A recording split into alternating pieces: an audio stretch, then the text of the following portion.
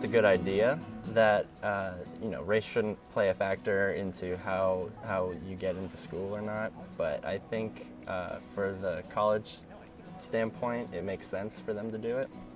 Ideally, I don't think race should be a factor. However, the thing is like in the country today, like the situation of, I guess, education inequality is a problem. So that's why it is a factor. We really need to like prioritize education and making sure that no matter your race or socioeconomic background, that you should have the same chance that everyone else has as getting a great education. I think it's not really relevant anymore.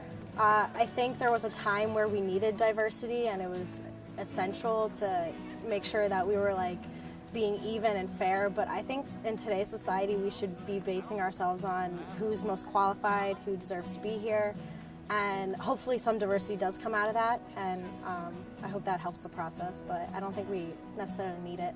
For me it's very complex and I don't know the right answer. On the one hand, I think it's important to recognize race just because of what history has taught us and what's happened in history and the oppression. But now as we've advanced, my question is, should we still recognize it but yet not have it have such a big impact? Because does recognizing race therefore perpetuate the cycle of racism?